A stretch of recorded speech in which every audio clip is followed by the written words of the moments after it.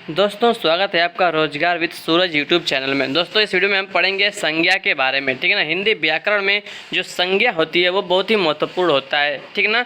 तो आइए पढ़ते हैं संज्ञा के बारे में, ठीक है दोस्तों। देखिए संज्ञा की पहले परिभाषा हम देखेंगे, एकदम स्टेप बाय स्टेप में बढ़ता जाऊँगा और एक एक डाउट आपका क्लियर करता जाऊँगा, ठीक है ना। तो संज्ञा की परिभाषा क्या है, देखिए दोस्तों, किसी व्यक्ति, वस्तु, स्थान, भाव आदि के नामों को संज्ञा कहते हैं, ठीक है ना। जैसे मनुष्य, मूर्खता, राम, सेना आदि, ठीक है ना। ये संज्ञा की परिभाषा है। किसी व्यक्ति, वस्तु, स्थान, भाव आदि के नाम को संज्ञा कहते हैं, जैसे मनुष्य, मूर्खता, राम, सेना इत्यादि, ठीक है ना। अब हम देखेंगे संज्ञा के कार्य के बारे में, ठीक है ना। संज्ञा के कार्य, तो आइए फ्रेंड्स देखते हैं क्या है संज्ञा के कार्य। दोस्तों संज्ञा के निम्नलिखित प्रमुख कार्य हैं। पहला क्या है, देखिए, व्यक्तियों, नदियों, पहाड़ों, राज्यों, देशों, महादेशों, पुस्तकों, पत्र पत्रिकाओं, ग्रह नक्षत्रों, दिनों, महीनों आदि के नामों का बोध कराना, ये पहला कार्य है संज्ञा का, ठीक है ना। संज्ञा क्या करता है दोस्तों, संज्ञा जो है व्यक्तियों, नदियों, पहाड़ों, राज्यों, देशों, महादेशों इत्यादि का नामों का बोध कराता है, ठीक ना। जैसे उदाहरण के लिए बलराम, ये नाम है किसी का, तो ये संज्ञा है।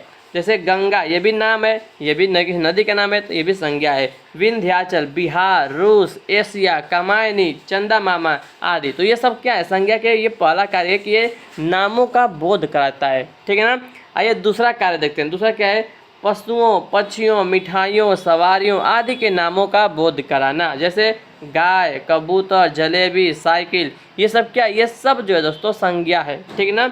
अगर देखिए तीसरा कार्य देखिए क्या है, समूह का बोध कराना, जैसे झुंड, सेना आदि, तो ये क्या है, ये भी संज्ञा में ही आता है, ठीक है ना। चौथा देखिए घ में क्या कर रहा है कि किसी धातु या द्रव्य का बोध कराना, जैसे सोना, चांदी, घी आदि, ये सब क्या है, ये भी जो है क्या है दोस्तों, संज्ञा है। देखिए नेक्स्ट क्या है, व्यक्ति या पदार्थों के भाव, धर्म, गुण आदि का बोध कराना, जैसे दया, कृपा, मित्रता, उष्णता, चतुराई, ये सब क्या है, ये सब संज्ञा है, ठीक है ना। आइए देखते हैं अब संज्ञा के भेद देखेंगे। संज्ञा के भेद दोस्तों, देखिए संज्ञा के भेद, ठीक है ना।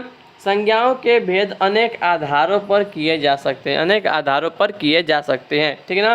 पहला वर्गीकरण देखते हैं। पहला वर्गीकरण, वस्तु की जीवंतता या अजीवंतता के आधार पर। दोस्तों अगर वस्तु जीवित है या मृत है, ठीक है, तो इसके आधार पर हम संज्ञा को दो भागों में बांटते हैं। पहला है प्राणिवाचक संज्ञा, दूसरा है अप्राणिवाचक संज्ञा, ठीक है ना। तो प्राणिवाचक संज्ञा तथा अप्राणिवाचक संज्ञा के रूप में किया जा सकता है। जैसे लड़का, ये प्राणिवाचक है, घोड़ा भी, पक्षी भी, ये तीनों क्या है, प्राणिवाचक संज्ञा है, ठीक है ना। आदि में जीवन है, इसलिए ये प्राणिवाचक संज्ञा है। ये चल फिर सकते हैं, अतः इन्हें प्राणिवाचक संज्ञा कहेंगे। पेड़, ईंट, दीवार आदि में जीवन नहीं है। दोस्तों देखिए यहाँ पर जो पेड़ लिखा है, ये भी क्या है, ये इसमें जीवन होता है, ठीक है ना। पेड़ में जीवन होता है, जीव होता है, ठीक है ना, ये सजीव होता है, ठीक है। तो यहाँ पर इसको हम पेड़ के नहीं देखेंगे, ठीक है ना। ईंट, दीवार आदि में जीवन नहीं है, ये न चल सकते हैं न बोल सकते हैं, इसलिए अप्राणिवाचक संज्ञा कहेंगे, ठीक है ना दोस्तों। तो ठीक है, तो जिसमें यानी कि आप समझ गए होंगे कि जिसमें जीवन होता है वो प्राणिवाचक में आता है, जिसमें जीवन नहीं होता है वो अप्राणिवाचक में आता है, ठीक है ना। आइए आगे बढ़ते हैं दोस्तों। अब देखते हैं, अब देखिए पहला वर्गीकरण था, ठीक है ना। अब दूसरा वर्गीकरण देखिए किसके आधार पर है, गणना के आधार पर। गणना के आधार पर हो सकता है। जैसे आम शब्द को हम ले लें, आम को हम गिन सकते हैं 1, 2, 3 आदि, ठीक है ना। किंतु दूध को हम गिन नहीं सकते, केवल माप सकते हैं।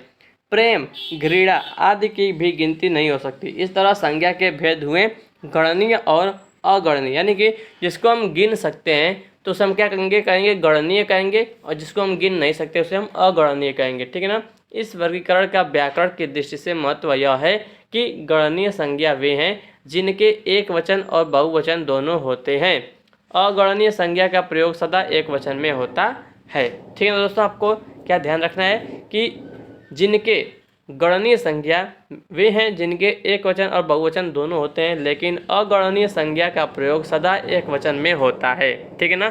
अब देखिए नेक्स्ट संज्ञा शब्द। दोस्तों देखिए इस प्रकार संज्ञा शब्द दो प्रकार के हो गए, गणनीय और अगणनीय, ठीक है ना।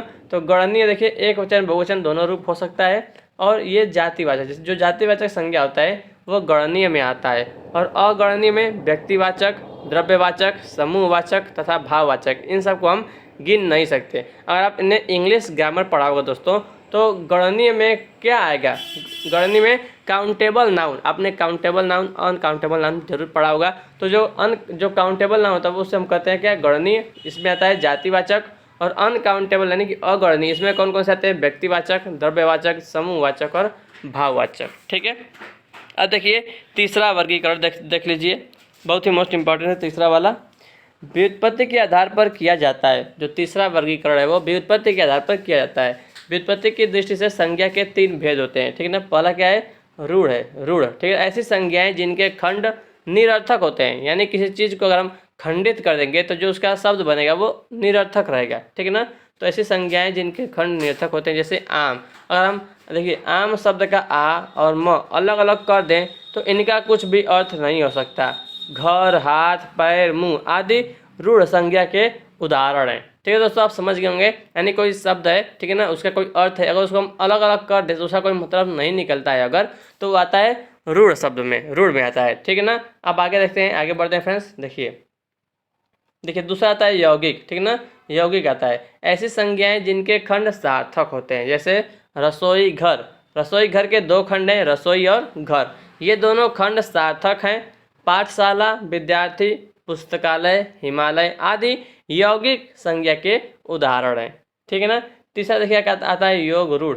ऐसी संज्ञाएं जिनके खंड सार्थक हों परंतु जिनका अर्थ जो है खंड शब्दों से निकलने वाले अर्थ से क्या भिन्न हो, जैसे पंकज। पंकज के जो फ्रेंड्स दोनों खंड